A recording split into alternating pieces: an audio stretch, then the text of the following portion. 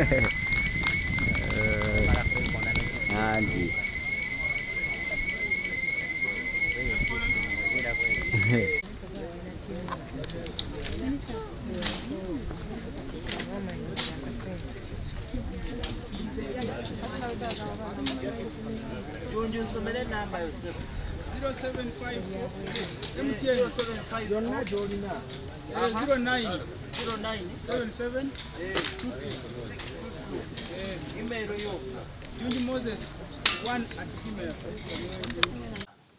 I'm Anthony Wamala, the Minister of Heritage, Palaces, Tombs, Tourism and Security in the Kingdom of Uganda.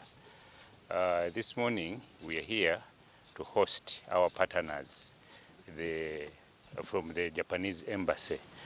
We are having the Deputy Head of Mission who has come to see how much work has been done. You remember that when disaster hit the kingdom in 2010, the very first group that came to the rescue of this project were the Japanese Embassy.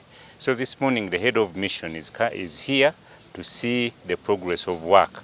And like I've said before, we are trying our level best to see that we conclude this work before the end of this year. So now that the Japanese funded this project, especially the firefighting equipment, they were here to see how much work has been done and how we are progressing. I welcome them so much and thank them for the support they have given to the kingdom in restoration of this historical site. Minister, the project that has... First of all, as you see, the nature of this site is vulnerable to fire. So the firefighting equipment is one most important aspect, and it is the Japanese government that came to finance this firefighting project. So the firefighting project which has been launched today is to ensure that we do not experience the disaster that we had in 2010. So it is quite important if we are to keep this heritage in the shape that we have restored it to. Bannaffe aba Embassy ya Japan nga bakiikiriddwa omumyuka wa ambassador bazze okulaba omulimu gwa kuzzaawo Masiro bwe gutambula. Mukimanyi bulungi nti enjega bwe yatugwira mu mwaka gwa 2010 bannaffe aba Japan n'aba UNESCO be bamu ku basooka okutudduukirira mu kulaba omulimu guno bwe guddizibwawo. Ekimu ku bikulu ennyo mu kuzzaawo omulimu guno kwe kulaba nti tugutangira obutaddamu kufuna njega gye twafuna mu 2010. Gavumenti ya Japan y'emu ku baatuwa ebyokulwanyisa omuliro ebyamaanyi ddala ebyateekebwa ku kifo kino okulaba nti tetuddamu kuddayo kufuna muliro oba bwe guba guzzeemu nga tulina enteekateeka esobola okugulwanyisa. N'olwekyo enkyaleero omumyuka wa ambasada wa Japan ayiseeko mu kifo kino okulaba omulimu bwe gutambula. Tugulambudde ne tulaba n'okugezesebwa abatendekeddwa okulwanyisa omuliro biki bye basobola okukola okulaba nga senga omuliro guba gudde ku kifo kino gulwanyisibwa obutaddayo kwonoona kifo kino ekikulu ennyo mu byobulambuzi. Ekifo kino kyali kiteekeddwa ku bifo by'obulambuzi ebiri mu Katyabaga olw'okuba nti kifo kya nsi yonna si kya Buganda. UNESCO yali ekitadde mu lukalala lw'ebyo ebifo ebiri mu Katyabaga. N'olwekyo olukuŋŋaana olugenda okutuula mu Saudi Arabia okuva nga 10 omwezi guno lugenda okusalawo oba ekifo kino kijjibwa ku bifo ebyo ebiri mu Katyabaga. Aba UNESCO bajja ne balambula omulimu guno mu mwezi gwa June ne babaako ebintu bye basemba bikolebwe. Ebisinga ku ebyo bikoleddwa era tulowooza tulina essuubi ddene nti Kasubi Tombs egenda kuggyibwa ku bifo ebiri mu Katyabaga ezzibwe ku lukalala lw'ebyokulambula eby'ensi yonna. Tulina essuubi ddene nti kino kigenda kutuukibwako era bwe kinaaba kituukiddwako lijja kuba tofaali ddene eri ebyobulambuzi ebya Buganda ne Uganda yonna okutwalira awamu. Omulimu we gutuuse waliwo bingi munda ebiyinza okuba nga bikyetaaga okukola, naye ebisinga obukulu bigenze bimalirizibwa era nga bwe nzize mbabuulira omulimu guno omwaka guno tujja kubanga tugumaliriza. Wajja kubaawo obutonotono bukyakolebwa naye ng'ebisinga obukulu bijja kuba biwedde. Kati nga bwe mulaba olujja lukolebwa waliwo emirimu egikolebwa munda ng'egyokuwunda empagi n'egyokuteekako okukola flowa wansi, waliwo okusibwa emmuli ezigenda okusibwa ku bbugwe yeetooloola muzibwazaala mpanga n'ebintu ebirala ebitonotono byonna bigenda bikolebwa. Era tusuubira nti mu mwezi gw'Ekkumi emirimu egisinga obukulu gijja kuba giwedde, Amasiro gano gaddemu okuggulwawo eri abalambuzi.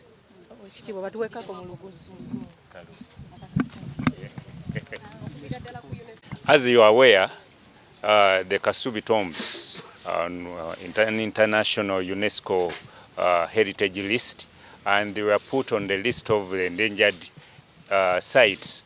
So in September this year, there is a conference in Saudi Arabia where we think that Kasubi Tombs is going to be removed from the endangered list of historical sites. We hope that this historical site is going to be restored on the tourism list of the international community.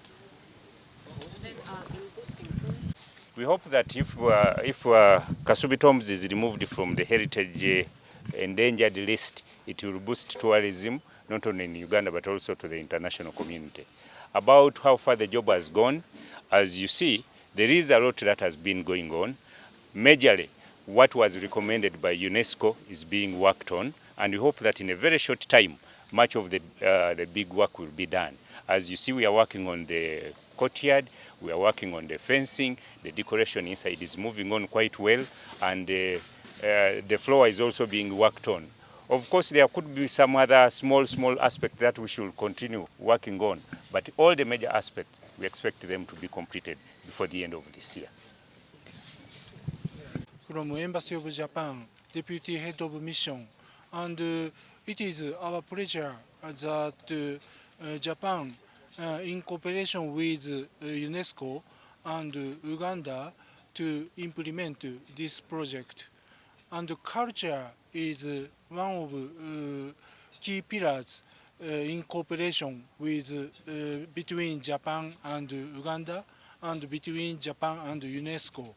And it is a good example that in trilateral cooperation with Japan, Uganda, and UNESCO, we can protect very important cultural heritage of Uganda here. Thank you very much. Are you impressed with the project that you have seen? Yes, because today is Memorial Day of Japan. Because 100 years ago, there was a big earthquake in Japan. We call Kanto earthquake. And today, I can see your fire brigade team's very good job to use the result of cooperation with Japan, Uganda, UNESCO to keep this important heritage against fire tragedy. That is very impressive for me. How much have you invested in this project? How much about firefighting equipment you achieved?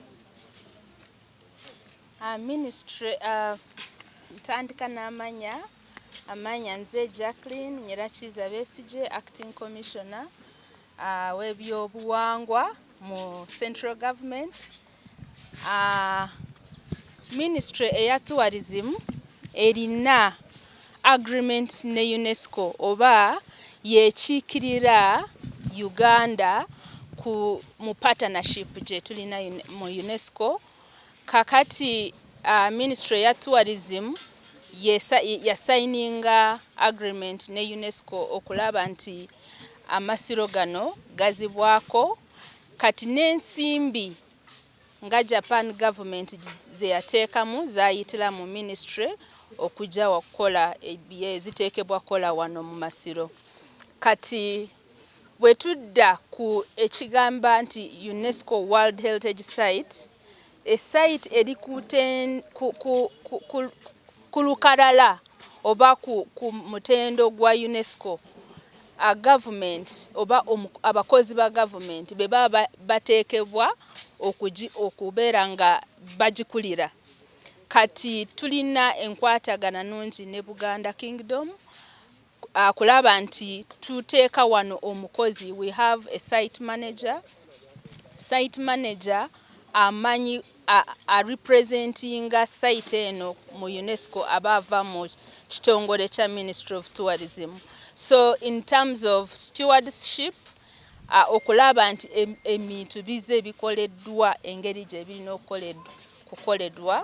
kukolebwamu kati awo wetugira kulaba nti buli kye twateekako nti tukikola kakola nga master plan byonna tubikoze within this time. Mu myaka 13 egiyiseewo tukoze master plan.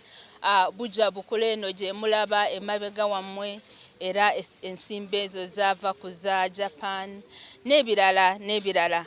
Kati tebakoze kintu kimu kyokka ekikwatagana ne firefighting, waliwo n'ebirala ebitono ebikoleddwa kati ne government eya Uganda nga Masiro gakookyebwa yateekamu obuwumbi 2, naye era ne Ministry ya Tourism ezenga eyongeramu kubanga obeera n'omukozi ku site obeera ng'oyongeramu ebirala. Kati tuli kukola amafumu oba the Royal Regalia era kati ffe tumakinze sure nti ebintu bimu bizibwako. Twagala kweyanza government ya Buganda kubanga enkoleganya gye tulina nungi nnyo ate ffenna tukikola kulaba nti site eno ezibwako kulaba nti Abannayuganda bazeemu okugyenyumirizaamu.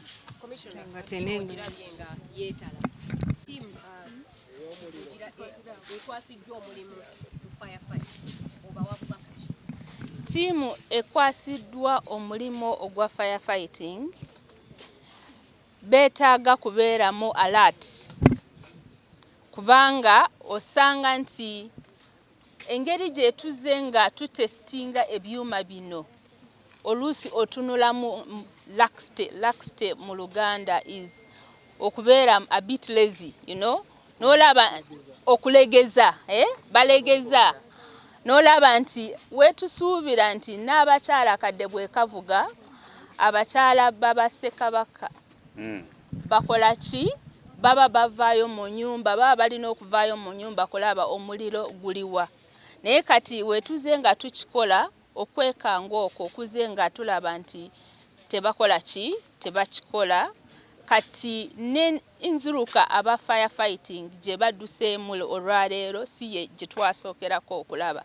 So twagala aba fire response baddemu okweyongera kumanya nti wadde wano tuba tulinga abagezesa naye enkya bayinza okulowooza nti kugezesa naye nga waliwo ekizibu ekirala kikoze ekibaddewo. So kati tubakubiriza okumakinga sure nti buli bwe bawulira akadde kano banguwe baddukirire kulaba nti barespondinga mangu. The firefighting team that responsible for this heritage sites, we want to caution them because we have seen the laxity.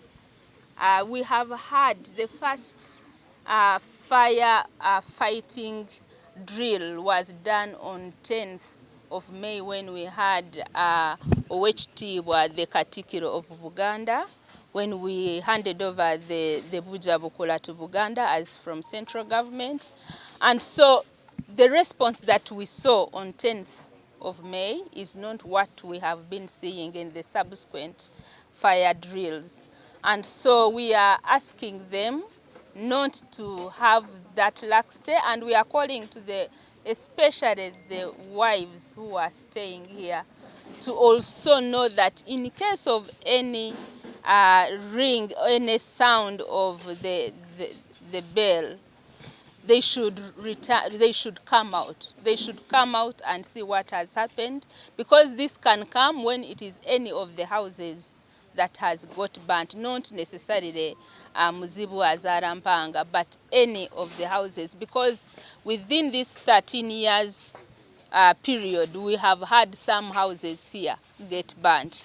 And so the fact that we have had it, we need them also, whenever we do these activities, they should respond, and so that in case of anything, we are all together, and that's why we even had to make sure that we train a team from here and even the neighboring communities. Electrical engineer.